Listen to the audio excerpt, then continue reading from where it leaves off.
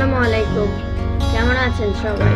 যে যেখান থেকে আজকে আমার ভিডিওটা দেখছেন, আশা করছি সবাই ভালো আছেন, সুস্থ আছেন। আলহামদুলিল্লাহ, আমিও ভালো আছি আমার পরিবার নিয়ে।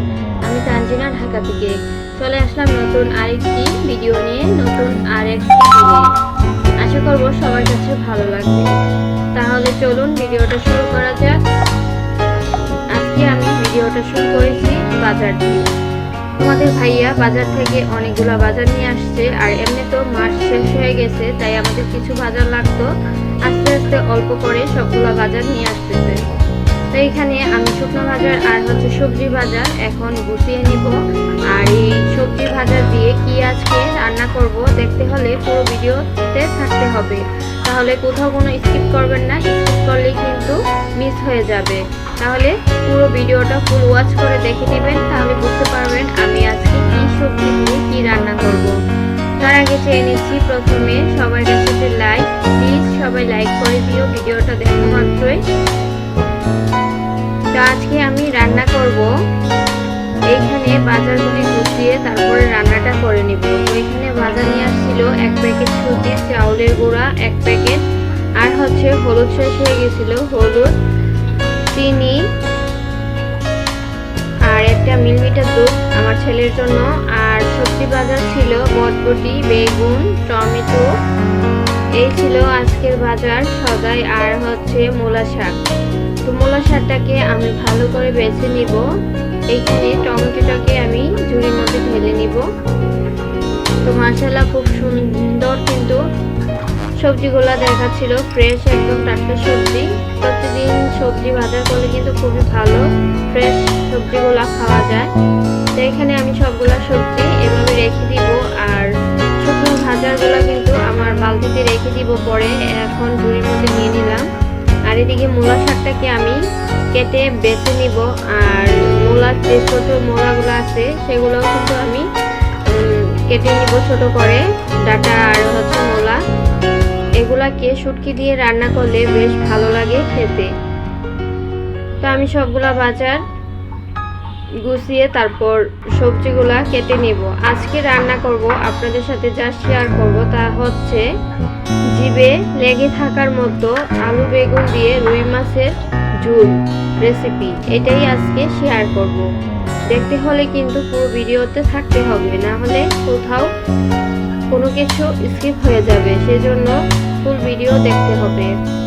তো এইখানে আমি রুই মাছ দিয়ে রান্না করার জন্য দুইটা আলু কেটে নিয়েছি, আর বেগুন কেটে নিয়েছি। এখানে দুইটা বেগুন আর আলু কেটে নিয়েছি, আর পেঁয়াজ কুচি, মরিচ কুচি নিয়ে নিলাম কেটে।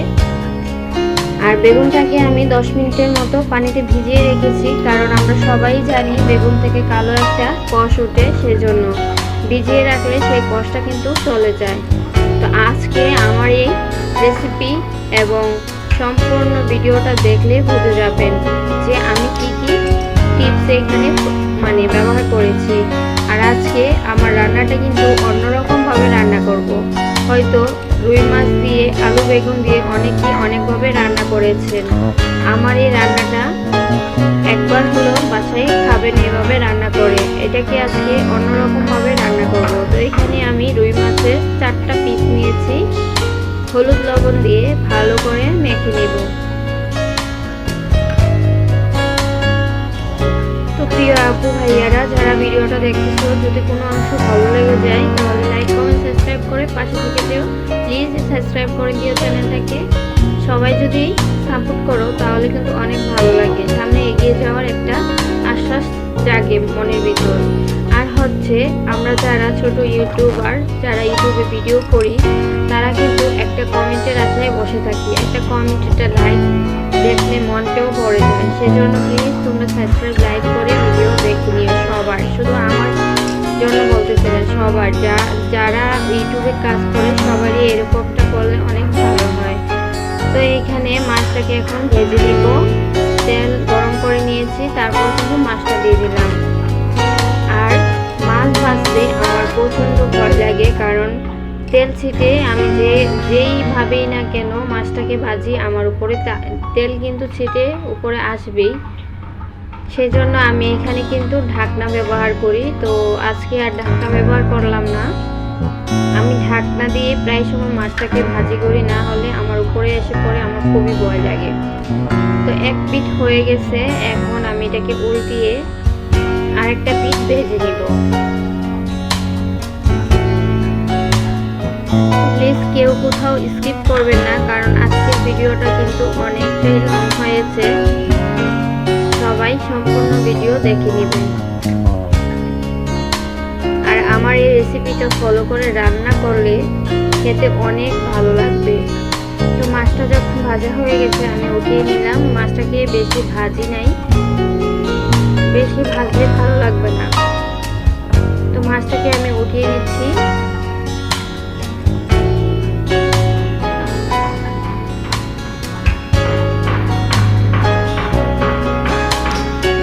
তারপর মাছ ভাজার পর যে তেলটা কড়াইয়ের মধ্যে ছিল ওইটার মধ্যে কিন্তু আলু ভেজে নিব। তো আজকে আলু বেগুন ভেজেই কিন্তু তরকারিটা রান্না করব, সেজন্যই বলছি আমার রান্নাটা আজকে অন্যরকম ভাবে করব। আলু বেগুনটা এভাবে ভেজে নিলে মশলাটা ভিতরে ঢুকে যাবে, খেতেও ভালো লাগবে। আর হচ্ছে আলুটার ভিতরে কিন্তু হলুদ লবণ ঢুকে যাবে, মজা লাগবে। আর অনেকেই কিন্তু বেগুন রান্নার পর বেগুন একটু পাঁচসাতে লাগে, পাঁচসা হয়ে যায়, মশলা ঢুকে না বেগুনের ভিতর। তো আমার এই জিনিসটা ফলো করলে কিন্তু অনেক সুন্দরভাবে মশলাটা ভিতরে ঢুকে যাবে, খেতেও ভালো লাগবে বেগুনটা। তো আলুটা ভেজে নিব, আমি ঢাকনা দিয়ে ঢেকে দিলাম। কিছুক্ষণ পর ঢাকনাটা উঠিয়ে এখন আমি নাড়াচাড়া করে দেব। আর এখানে সামান্য হলুদ লবণ দিয়ে আমি এটা ভেজে নিচ্ছি। তারপর কিন্তু একটু নাড়াচাড়া করে বেগুনটাও দিয়ে দিব, বেগুনটাকেও আমি এভাবে ভেজে নিব। তো এইভাবে ভেজে রান্না করলে বেগুনের ভিতর খুব সুন্দরভাবে মশলা ঢুকে যায় আর ভালোও লাগে খেতে।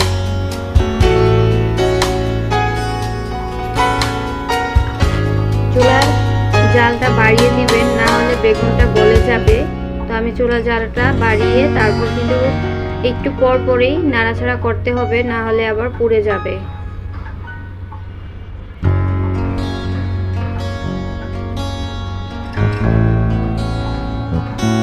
তো এখন আলু আর বেগুন ভাজা হয়ে গেছে, আমি উঠিয়ে নিব। তো বন্ধুরা, আমার এখানে কিন্তু অনেক শব্দ আসতেছে ভিডিওর মধ্যে যখন ভয়েস দিচ্ছিলাম, কারণ এখানে নতুন ভেলনি ওটা ছিল, তো ওই শব্দটাই কিন্তু কাশে। ওখানে লোকজন কাজ করতেছিল, তো ওই শব্দ ভিডিওর মধ্যে আমি যখন ভয়েস দিচ্ছিলাম তখন চলে আসে। তো এটাকে প্লিজ ক্ষমা করে দিন এই শব্দটার জন্য। তারপর যে তেলটা ছিল এটার মধ্যেই কিন্তু আমি পেঁয়াজ কুচি দিয়ে দিলাম।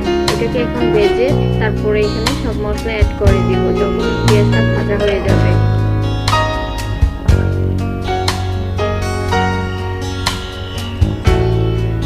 তো এইভাবে যদি সবাই সাপোর্ট করেন তাহলে অবশ্যই সামনে এগিয়ে যেতে পারবো। সবাই পাশে থাকবেন, একে অপরের পাশে না থাকলে আমরা কিন্তু সামনের দিকে এগিয়ে যেতে পারবো না। তাই সবারই পাশে থাকতে হবে। আর যারা সাবস্ক্রাইব করে দিবেন তারা অপেক্ষা করবেন 24 ঘন্টা পর অবশ্যই তাদের পরিবারে চলে যাব। এদিকে হাফ চামচ হলুদ দিয়ে দিলাম, আর হচ্ছে মরিচের গুঁড়া হাফ চামচ লবণ, লবণটা দেখে শুনে দেওয়াটাই ভালো। আর হচ্ছে জিরা, ধনিয়া গুঁড়া সব কিছু কিন্তু আমি হাফ চামচ করে এখানে ব্যবহার করেছি। তারপর দিয়ে দিব আদা রসুন বাটা, দিয়ে ভালো করে মশলাটা আমি কষিয়ে নিব।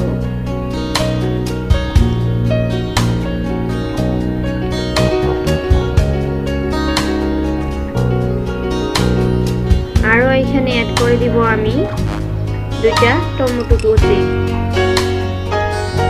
এটা দেওয়ার কারণ হচ্ছে ঝোলটা একটু ঘন হয়ে আসবে, যখন আমি তরকারিটা রান্না করে নিব তখন কিন্তু ঝোলটা ঘন হয়ে আসবে এই টমেটোটা দেওয়ার কারণে।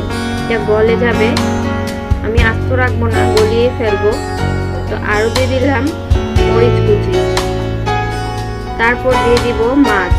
তো মাছটাকে এভাবে মশলার সাথে ভেজে কষিয়ে নিলে কিন্তু মশলাটা ভিতরে ঢুকে যায়, আর যখন মাছটা খাবো তখন কিন্তু অনেক ভালো লাগবে এভাবে রান্না করলে। তো প্রথমে তো বললাম যে জিভে লেগে থাকার মতো বেগুন আলু দিয়ে রুই মাছের ঝোল। এই তরকারির রেসিপিটা খেতে অসাধারণ। তো এটাকে কিছুক্ষণ রান্না করে নিব, 5 মিনিটের মতো। ঢাকনা দিয়ে ঢেকে দিব।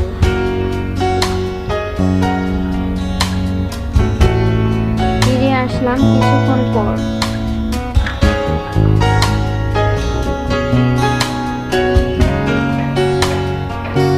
তো এখন আমি একটু নাড়াচাড়া করে দিচ্ছি, কারণ বেশি নাড়তে গেলে মাছ ভেঙে যাবে। তারপর ভেজে রাখা আলু বেগুন দিয়ে দিলাম, দিয়ে হালকা করে একটু নাড়াচাড়া করে দিব।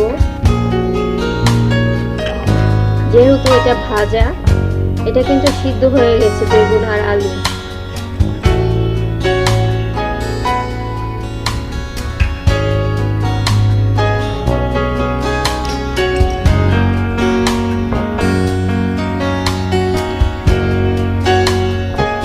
নাড়াচাড়া করে নিয়েছিলাম। তার কিছুক্ষণ পর পানি দিয়ে দিব ঝোলের জন্য। যেহেতু এটা ঝোল হবে, তো আমি পানির পরিমাণটা কিন্তু বেশি দিচ্ছিলাম। তো আবারও নাড়াচাড়া করে এটাকে রান্না করে নিব 10 থেকে 15 মিনিট।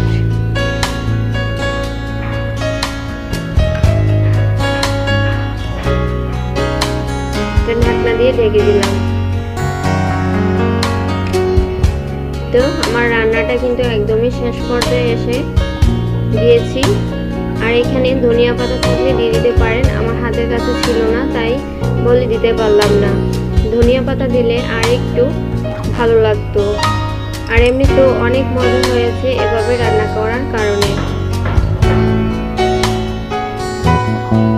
তো আজকের রেসিপি বাজার কেমন হয়েছে অবশ্যই কমেন্ট করে জানাবেন। আর কথা কাজের মধ্যে যদি ভুল হয়ে থাকে ক্ষমা করে দিবেন।